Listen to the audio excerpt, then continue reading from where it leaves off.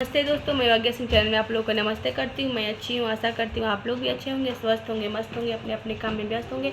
मैं आप लोग के सामने एक बेटी का विवाह का गीत गा रही। पसंद है तो लाइक कीजिएगा, सब्सक्राइब कीजिएगा। गलियानी